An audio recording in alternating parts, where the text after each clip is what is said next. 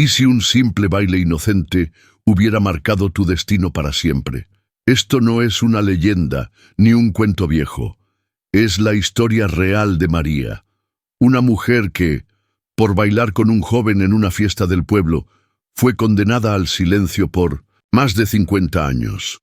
En el corazón de Bonjesús da Lapa, un pueblito escondido entre los cerros de Veracruz, donde el sol calienta más que el chisme, vivía María de las Gracias Ferreira. Tenía apenas 13 años, pero en su sonrisa se notaba la vida entera, hasta que una noche de fiesta cambió todo. Era la feria patronal. Había banda, antojitos, luces de colores, y como toda muchachita ilusionada, María bailó con Juan. Sí, con Juan, el hijo del panadero ese que siempre olía a canela y hablaba bajito. Fue un vals tierno, casi tímido, pero fue suficiente para que la condenaran. En esa época, en muchos pueblos de México, las decisiones de los sacerdotes no se discutían. Lo que dice el padre es palabra de Dios. Se decía en las cocinas, en las iglesias, en las familias. El padre Joaquín, párroco del pueblo, vio el baile y dictó sentencia. Esa niña tiene una vocación. El mundo no debe contaminarla, dijo con voz grave mientras las campanas de la iglesia repicaban como advertencia. Y así, sin más preguntas, sin entender siquiera por qué, sus padres la entregaron al convento. María no supo si iba a rezar, a aprender o a ser castigada. Solo supo que la estaban arrancando de su mundo. En los años 50 y 60, más de 12,000 niñas mexicanas fueron enviadas a conventos sin su consentimiento. Muchas no regresaron nunca. Otras, como María, sobrevivieron, pero con cicatrices que nadie veía. Y ahí comenzó todo. El viaje hacia un silencio forzado, hacia una obediencia que no se pidió, hacia una vida en la que ni siquiera su nombre le dejaron. Pero antes de cruzar esas puertas frías del convento, María escuchó una frase que nunca olvidó. «Te vas a salvar, hijita. El Señor te está llamando». Pero ¿salvarla de qué? ¿Y quién salvó a María de ellos? ¿Tú también creciste en un México donde callar era una forma de vivir? Cuéntame en los comentarios. ¿Hasta dónde crees que debe llegar la fe y cuándo se vuelve castigo? Dale like, comparte esta historia y no olvides seguirnos para conocer lo que realmente pasó tras los muros del convento. Las campanas del convento repicaban como cuchillos de bronce cortando el aire. Eran las 6 de la mañana cuando María llegó, aún con el vestido de fiesta que su madre le había bordado con flores de listón. Nadie le explicó nada. Nadie le preguntó si tenía miedo. Solo una monja de rostro duro y manos callosas la tomó del brazo y la llevó hacia adentro, como quien guía a un animal al matadero. La puerta se cerró con un golpe seco, y con ese sonido se fue también la infancia de María. Lo primero que hicieron fue llevarla a una sala helada, donde otras 3 niñas esperaban en silencio, con los ojos bajos. Una de ellas lloraba, pero no en voz alta. Lloraba hacia adentro, como si ya hubiera aprendido que ahí dentro el llanto es pecado. Una por una, las pasaron a un cuarto pequeño con una silla de madera, un espejo cubierto con un pañuelo y una palangana de agua. A María le ordenaron sentarse. Una monja con manos firmes le tomó el cabello y comenzó a cortarlo sin decir una sola palabra. Cada mechón que caía era como una despedida de su niñez, de su libertad, de quien había sido. Desde ahora dejarás de ser María de las Gracias Ferreira, le dijo la Madre Superiora sin siquiera mirarla a los ojos. Ahora eres hermana María de la Divina Obediencia. Ese nombre no fue una elección, fue una sentencia, una forma de borrar su historia y reemplazarla por una que no le pertenecía. Durante los siguientes días, María aprendió las reglas del convento. Hablar solo con permiso, no hacer preguntas, mirar siempre hacia abajo, rezar a las 5, trabajar hasta las 8, dormir en silencio y despertar sin sueños. No había risas, no había juegos, solo rezos, frío y la sensación constante de estar equivocada por sentir. Cada noche, antes de dormir, le daban un cuaderno para escribir sus pecados. María no sabía qué poner. ¿Era pecado extrañar a sus padres? ¿Pensar en Juan? ¿Soñar con correr entre los naranjales de su pueblo? Empezó a escribir solo una palabra: mamá. Y por eso recibió 10 golpes en la palma de la mano, con regla, frente a todas. La comida era escasa, el desayuno una taza de avena aguada, el almuerzo lentejas duras y pan viejo, a veces solo té. El hambre hacía que algunas muchachas se desmayaran durante la oración, pero nadie las ayudaba. Era parte de la purificación del alma.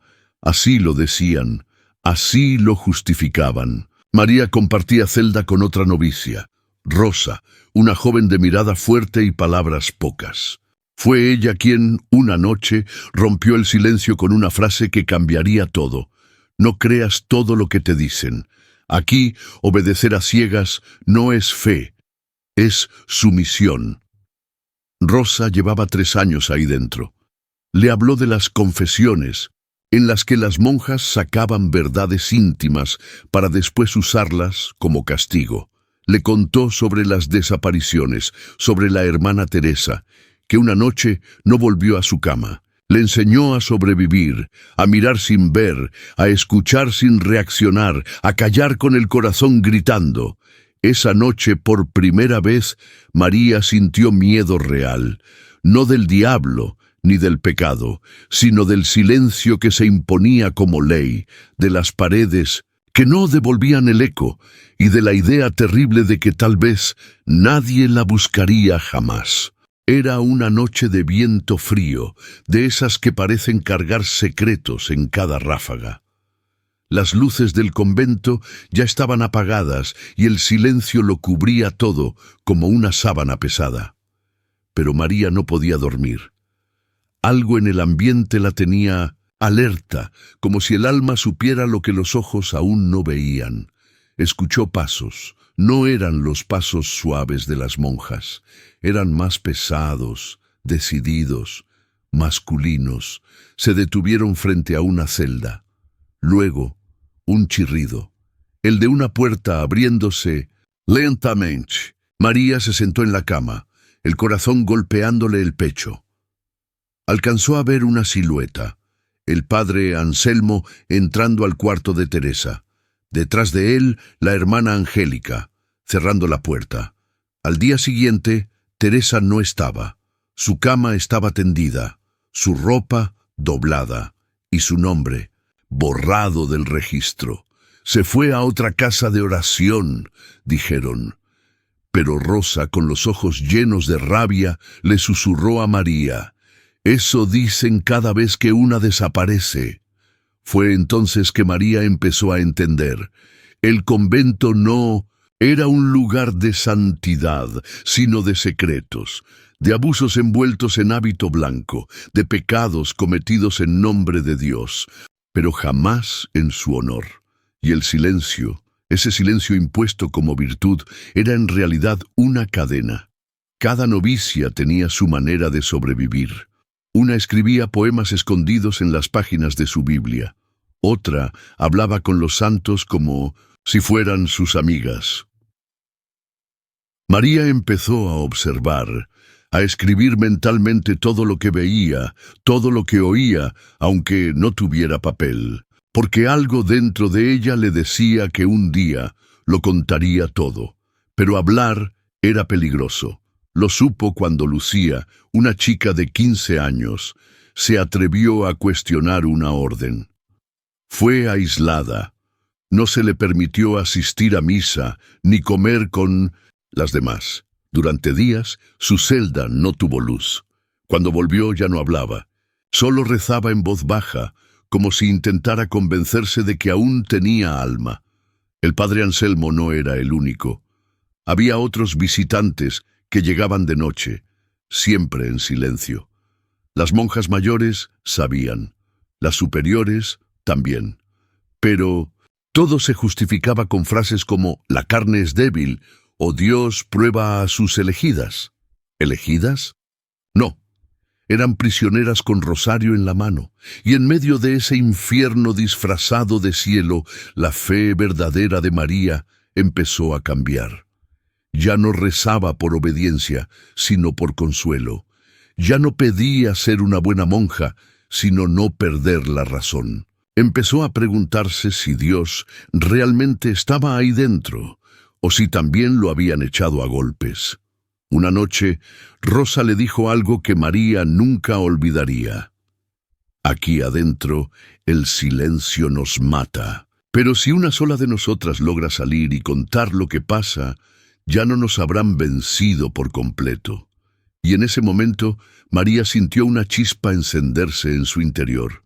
Pequeña, sí, pero viva, porque a veces el primer acto de rebeldía es simplemente recordar.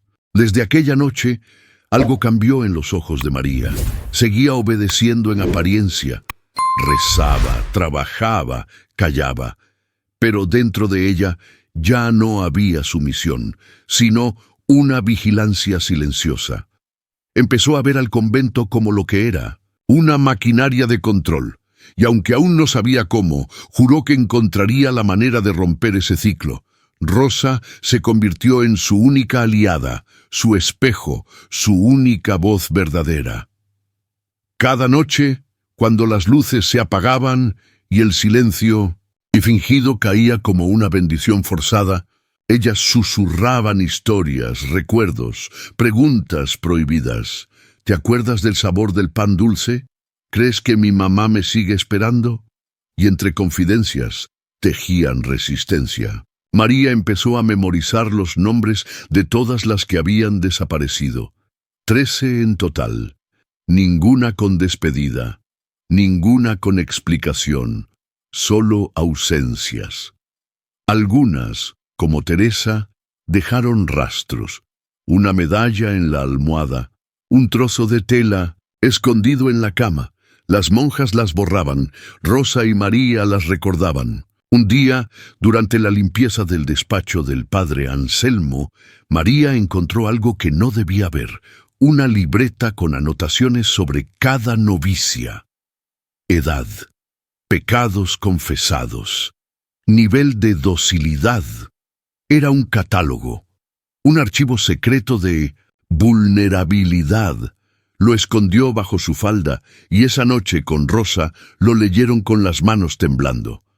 Ahí estaba todo, las confesiones manipuladas, los castigos sugeridos, incluso fechas de traslados que coincidían con las desapariciones. María no lloró, ya no podía. Había aprendido a tragar las lágrimas, como tragaba la sopa fría o las órdenes absurdas, pero dentro de su pecho algo crujía. No era miedo, era rabia. Era la sensación de que, si no hacía algo, también se convertiría en una línea tachada en una libreta escondida. Al día siguiente, María cometió su primer acto de desobediencia. Durante la confesión no dijo nada. Solo miró al padre Anselmo a los ojos. En silencio. Ni un pecado, ni una palabra, solo el peso de una mirada que ya no creía en él. El padre la reprendió, la amenazó, pero no pudo arrancarle ni una sílaba. Eres orgullosa, niña, y el orgullo es el pecado más grave. Pero por dentro María pensaba, no soy orgullosa, soy libre, aunque sea por dentro. Esa noche compartió su silencio con Rosa, y Rosa por primera vez sonrió de verdad. Fue una sonrisa pequeña, rota por los años de castigo, pero auténtica, porque entendió que algo se había encendido y que la esperanza, aunque frágil, era contagiosa. Afuera el mundo seguía. Las campanas del pueblo sonaban, los niños jugaban en las plazas y las madres encendían velas por sus hijas que habían sido llamadas por Dios. Pero dentro del convento, dos muchachas habían dejado de rezar por resignación y comenzaban a soñar con libertad. Y a veces todo lo que se necesita para empezar una revolución es alguien que se atreva a mirar al poder sin bajar la cabeza. La mañana siguiente a su silencio en la confesión, el convento olía distinto. No era incienso ni humedad. Era un olor a peligro, a ojos encima de ella, a sospecha, como si su pequeño gesto hubiera resonado más de lo que imaginaba, porque ahí dentro, no hablar era más escandaloso que gritar. Las tareas de María cambiaron de golpe. Ya no la mandaban a la cocina ni al jardín. Ahora su trabajo era en el sótano, lavar ropa ajena, en agua fría como cuchillo. Entre costales de trapos y paredes húmedas, María entendió que ese era el castigo, aislamiento disfrazado de penitencia. Pero no se quejó, no iba a darles el gusto. Pasó días sin ver a Rosa. Las monjas no decían nada, pero los ojos hablaban. Le negaban el saludo, le vigilaban cada paso, y cuando por fin volvió a ver a Rosa en el comedor, supo que algo andaba mal.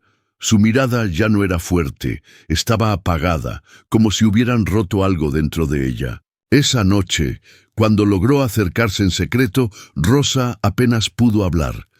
Me separaron, me interrogaron, dijeron que eras mala influencia, y luego se quedó callada, como si las palabras fueran agujas. María sintió la culpa arderle en el pecho, no por lo que había hecho, sino porque su pequeña chispa había alcanzado a quien más quería proteger, y sin embargo Rosa la tomó de la mano, no con fuerza, sino con ternura, y susurró: «No pares». Esa frase fue todo. Era una bendición, una despedida, una orden secreta, porque Rosa sabía que ella ya no podía seguir, pero que María todavía tenía camino.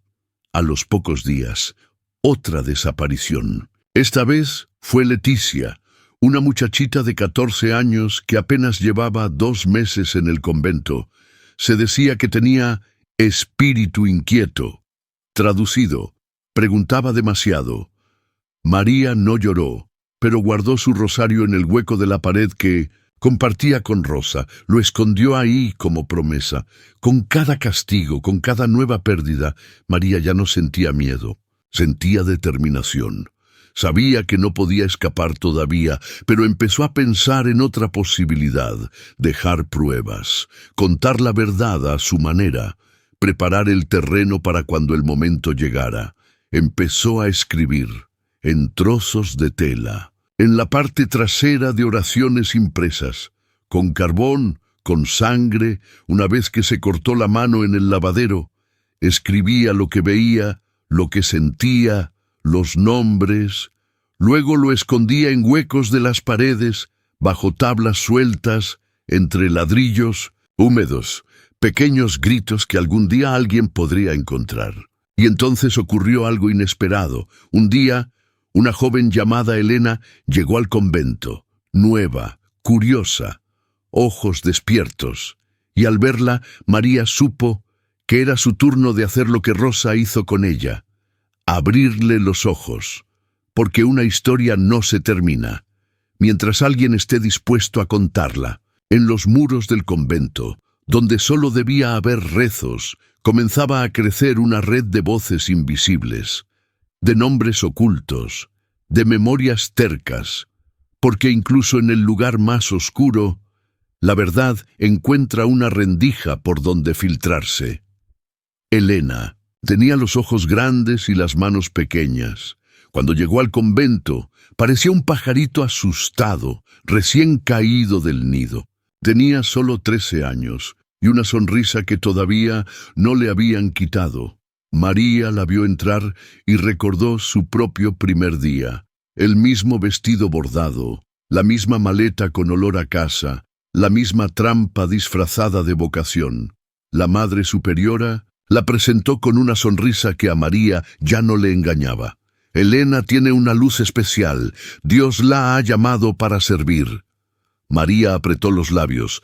Sabía que en realidad a Elena nadie la había llamado. La habían entregado, como a muchas otras, como a ella. Durante los primeros días, Elena seguía las reglas sin chistar, pero sus ojos preguntaban. Miraba demasiado, escuchaba con atención. Eso era peligroso. María lo sabía. Por eso, una noche, mientras recogían las sábanas del lavadero, María dejó caer un pequeño papel entre los pliegues, un mensaje, 3 palabras escritas con carbón. No estás sola. Elena lo encontró y no dijo nada. Solo guardó el papel en su manga. Esa noche, cuando pasaron lista, se miraron por primera vez como iguales.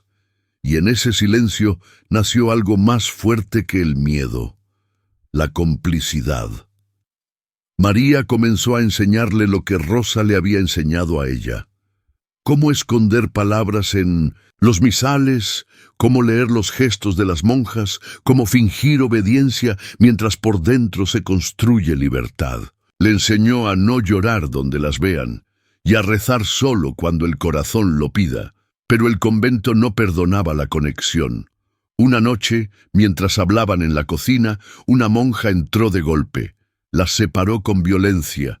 María fue arrastrada al despacho de la Madre Superiora. Ahí, en una habitación helada, la esperaban el padre Anselmo y una vara de madera. Tú corrompes a las más jóvenes, María. La acusación cayó como piedra. María no se defendió. Solo pensó, si sembrar verdad es corrupción, entonces acepto. Esa noche recibió 20 golpes en la espalda. No gritó, no por orgullo, sino porque cada golpe era una confirmación. Estaba haciendo algo que les dolía a ellos, algo que temían, algo poderoso. Al volver a su celda apenas podía moverse, pero al mirar bajo su almohada, encontró un trozo de tela doblado con 4 palabras bordadas con hilo azul. Gracias por decirme. Y entonces lo supo. La red de resistencia ya no era solo suya, ni de Rosa. Era un legado, un hilo que se tejía en el silencio, entre golpes, entre rezos forzados, pero que algún día, afuera, sería escuchado. Ya no era solo un acto de resistencia. Para María, permanecer en silencio se había transformado en estrategia. Cada día que pasaba era un nuevo eslabón en la cadena que tejía cuidadosamente hacia una sola meta: salir.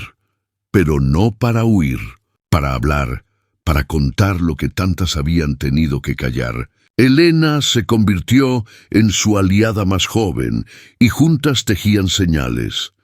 Una mirada, un nudo en la ropa, un cruce de dedos. Pequeños códigos para saber cuándo era seguro hablar, cuándo había vigilancia, cuándo esconder lo escrito. Era una rebelión diminuta, pero constante, como la lluvia que perfora la piedra. Una tarde, mientras María estaba asignada a la lavandería del convento de visitas, una zona más cercana al muro exterior, vio algo que le aceleró el corazón. Una reja oxidada que daba a un callejón trasero, casi siempre vacía. Estaba cerrada con un candado viejo y cubierta de enredaderas. María no lo dijo en voz alta, pero en su mente esa puerta ya era un mapa. Volvió al lugar 3 veces más durante la semana, memorizando rutas, contando pasos, observando los horarios de las monjas. Empezó a llevar pequeños trozos de alambre que robaba de los tendederos. Su idea era loca, peligrosa, pero era la única que tenía, y el tiempo se acababa. Rosa, desde su rincón de dolor, ya no hablaba mucho. Pero un día, al ver a María con barro en las manos y ojos de fuego, le susurró con voz ronca: «No, lo hagas solo por ti. Hazlo por las que ya no están». Esa frase, sencilla como el pan de pueblo, fue la última que Rosa le regaló. Porque 2 días después, ya no se levantó de la cama. La noticia corrió sin llanto, sin velas, sin misa. Rosa fue trasladada a otra casa, según dijeron, pero María supo sin pruebas lo que había pasado. El convento la había tragado como a las demás, y con ella se iba una parte de su corazón, pero también una razón más para seguir adelante. Esa noche, María hizo algo simbólico. Cortó un mechón de su propio cabello, el que le había vuelto a crecer lentamente con los años. Lo envolvió en un pañuelo junto con uno de los papeles que había escrito y lo enterró bajo el árbol del patio, para que cuando me busquen, sepan que estuve, que no fui silencio. Elena, con lágrimas contenidas, ayudó a cubrir la tierra. No dijeron palabra, solo respiraron hondo. El aire pesaba, pero algo en sus miradas ya no era frágil. Era fuego, era decisión. María sabía que el escape no sería fácil. Había cámaras, candados, paredes altas, pero había algo que el convento no podía encerrar: la voluntad, y esa la llevaba María en los huesos, porque cuando a una mujer le quitan todo, lo único que no pueden robarle es la memoria, y la de María estaba despierta, lista, a punto de dar el salto que rompería décadas de silencio.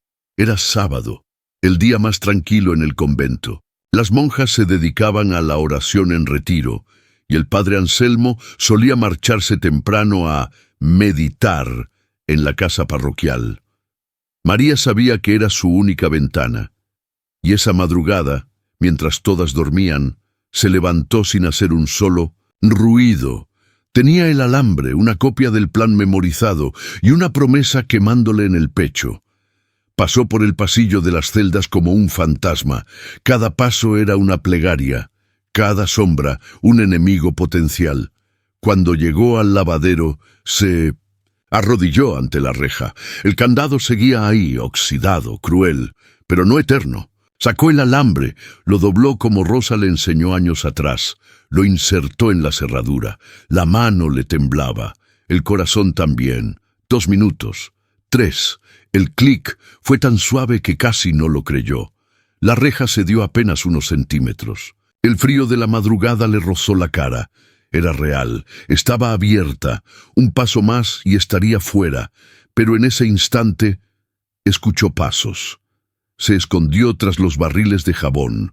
Una linterna recorrió el lavadero.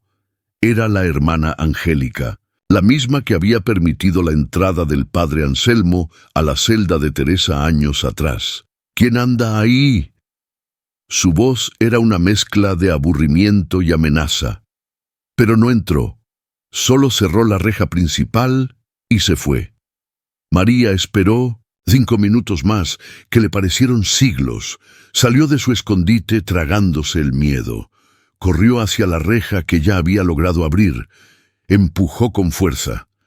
Esta vez, el crujido del metal le pareció un grito. Cruzó. Estaba afuera. El convento quedaba atrás como un monstruo dormido. Del otro lado, el callejón húmedo, frío, pero libre.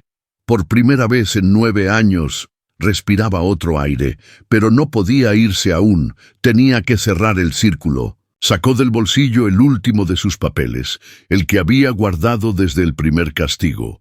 Con manos temblorosas lo clavó con una astilla de madera a la pared de piedra, justo al lado de la reja.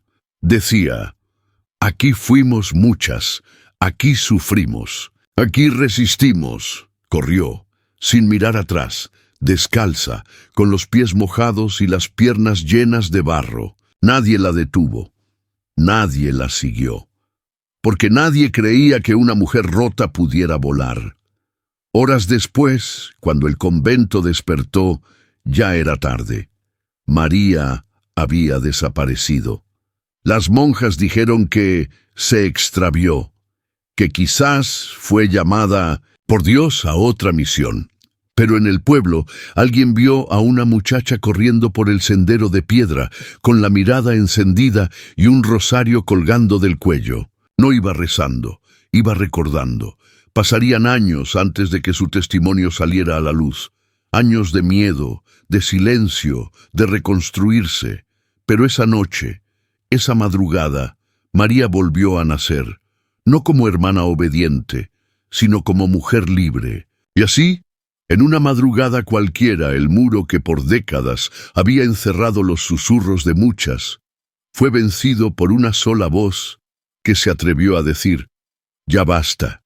El mundo allá afuera era otro, más ruidoso, más rápido, más indiferente.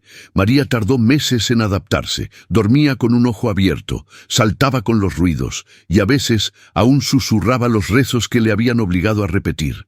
Pero había algo distinto en ella. Ahora sabía que tenía derecho a hablar. Primero vivió en casa de una mujer mayor, una exmonja que la acogió sin preguntar demasiado. Le enseñó a moverse en la ciudad, a usar dinero, a firmar su nombre otra. «Ves, te llamas María de las Gracias Ferreira, no lo olvides más». Ese momento fue como quitarse un hábito invisible. Un renacer con nombre completo. Pasaron años antes de que pudiera contar todo, no por miedo, sino por dignidad. Porque quería hacerlo bien, con fuerza.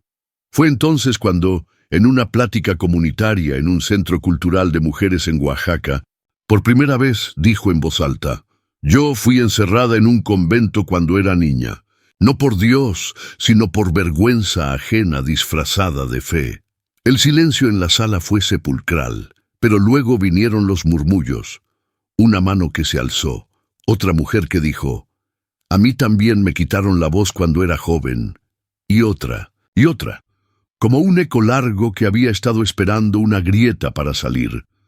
A los 60 años, María testificó ante una comisión de derechos humanos. Llevó sus escritos, las telas, los papeles con carbón, los rosarios rotos. No para vengarse, sino para dejar constancia. «Yo no vine a acusar a Dios, vine a acusar a los hombres que usaron su nombre para destruirnos». Su historia apareció en un pequeño reportaje local, luego en una entrevista en radio, luego en un documental. Hoy, su voz ha llegado a miles, no por fama, sino porque la verdad, cuando se suelta, ya no se puede encerrar. El convento sigue allí, viejo, decrépito, con puertas cerradas y vitrales que nadie limpia. Pero frente a su fachada, alguien pintó una frase, en letras moradas y rojas. Aquí se rompió el silencio. María hoy tiene 72 años. Vive en una casita sencilla, con plantas, fotos de mujeres que conoció en el convento y una caja llena de cartas. A veces la visitan estudiantes, a veces mujeres mayores que también sobrevivieron. A todas les ofrece café de olla y escucha, porque hay historias que duelen, sí, pero más duele que nadie las cuente. Y gracias a María, hoy muchas abuelas, madres e hijas saben que no están solas, que su voz importa y que incluso después de tanto encierro, la libertad sí tiene nombre y apellido.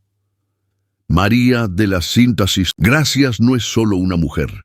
Es una memoria viva, una cicatriz que habla, un espejo para tantas otras que, como ella, fueron arrancadas de su niñez con la excusa de la fe, del qué dirán, de una moral que castigaba más a las niñas que a los abusadores. Esta historia no es única. En muchos pueblos de México, desde Tlaxcala hasta Guerrero, desde Chiapas hasta Sonora, existen conventos, internados, casas de retiro donde el silencio fue moneda común y el dolor, rutina disfrazada de espiritualidad. Quizás tú, que estás viendo esto, recuerdas a una tía que se metió al convento sin querer, a una vecina que nunca volvió, a una abuela que hablaba poco y lloraba de noche. Tal vez en tu propia historia también hubo un muro. Pero si algo nos enseñó María, es que incluso tras décadas de encierro, el alma puede volver a florecer, que la dignidad se reconstruye, que cuando una mujer decide hablar, se convierte en faro para todas. Y por eso, hoy queremos hacerte una invitación. Cuéntala tú también. Comparte esta historia con tus hijas, tus sobrinas, tus nietas, y si tienes algo que callaste por años, Este puede ser el momento de romper tu propio silencio, porque mientras más contemos estas verdades, menos lugares habrá donde esconderlas.